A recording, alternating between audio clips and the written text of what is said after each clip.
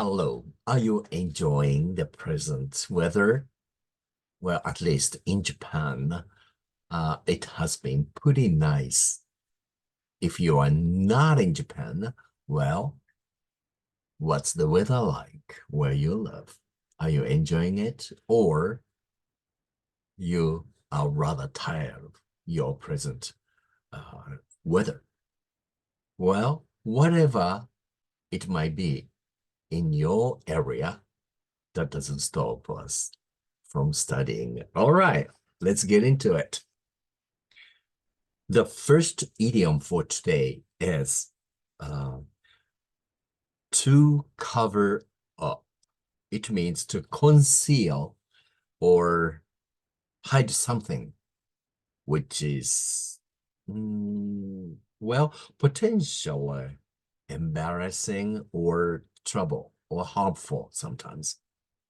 Also, it is used as a noun, like a cover-up story, or that's a cover-up. For example, the president tried to cover up his crimes, but eventually the public will find out anyway. Well, I hope so.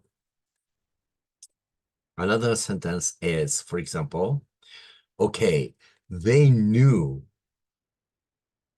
they had done something terribly wrong and lied to cover up. Well, people do that. Well, have you ever covered up some of your friends or family members? Sometimes people do that kind of things, you know? Okay, for example, the clever cover-up was designed to lead suspicion away from the guilty people. Often, we see them. Okay, the next idiom is to drop off. It means, well, one of the meanings commonly used is to fall asleep, you know. And another meaning is to take someone or something to a certain location. And the other meaning is to decrease. For example, let's say, my grandmother used to drop off to sleep during the television news in Paris. And, all of a sudden you started to hear her snoring. And, oh, oh, she has dropped off to sleep. Do you sometimes do that? Now, another meaning. For example, okay, it was no bothered me to drop off some classmates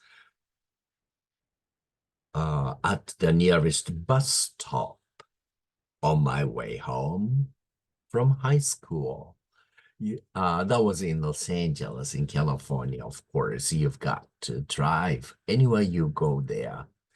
Well, some areas in Los Angeles have had some, not really good, but okay bus systems. And since they don't have the cars, you know, it was no bother for me to give them ride. That means I used to drop off my friends at the nearest bus station on my way going home from high school. And people in Los Angeles are very good about that. People would pick you up even at your house and take you to halfway to some, those people who have to go somewhere. They're pretty considerate or polite or considerate about others who do not have their driver's license or cards. But in Japan, I find it quite rare, and the people would not even thinking about people have to walk for long distances or something like that. And the drivers just think that, they're better than somebody else, and, they don't bother to show their courtesy toward workers. So that's different culture. Okay, the other meaning is, for example, okay, business has been dropping off rapidly since the COVID-19 turmoil began. And now the turmoil has been dropped off, right? Yet it hasn't caught up yet. Well, what's going to happen in the future? Many nations are making big debts. And who is going to pay all that? Well, that's the next generation, the younger generations, right? Okay, today's word. First one is calamity. That means a great misfortune or serious trouble. For example, let's say, okay, failure in finding a right job should not be regarded as a calamity. But sometimes in the reality, it is, unfortunately. Okay, now, the death of her husband was a calamity which left Mrs. Gratz numb. Well, Mrs. Gratz was my neighbor in Los Angeles. It was really, really sad when she lost her husband with two children. They are still pretty young. Okay, now, I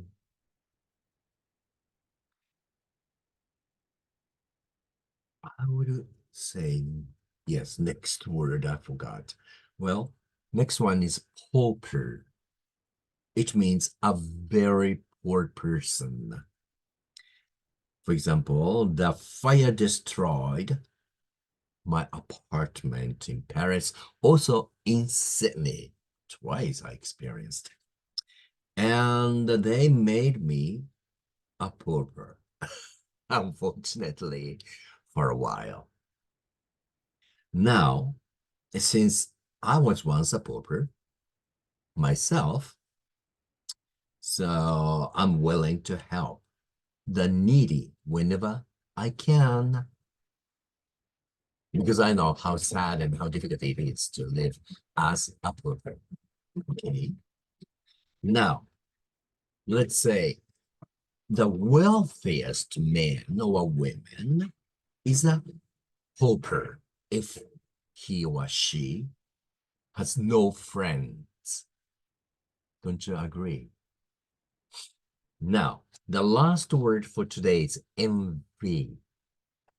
It means jealousy, the object of jealousy, or to feel jealous. For example,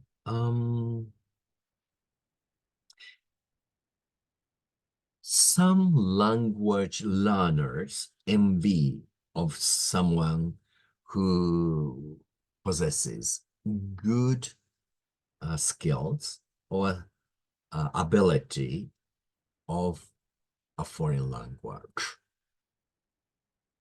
But I don't think they should, because they could always take a course to learn a foreign language whenever or you wanted to, or how old or how young they are. It just doesn't matter. They always start anytime. Okay, another one is, let's say,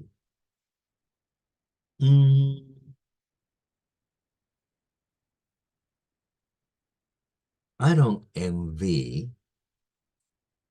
people who have to live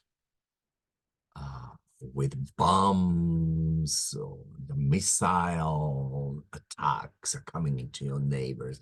Even they had big houses, because that talking about life, right? So, Calamity, Pauper, and envy are today's words. And today's idioms or, let's say, to cover up, to drop off. And another one was, oh, I forgot. I'm sorry. One more idiom. It is to get into the swing of things. That means to adapt or adjust oneself to a new environment or lifestyle, whatever. For example, living and working abroad, just like myself, is not always simple or easy, but getting into swing of the things in a new country or a new environment is adventurous and exciting, I would say. Okay. For example, okay, it didn't take that the British, well, it didn't take this particular British student very long to get into the swing of things at the university that I teach. Now, she even speaks Japanese pretty well, and I'm very proud of her. Well, that's all for today. Take care of yourself. Aloha.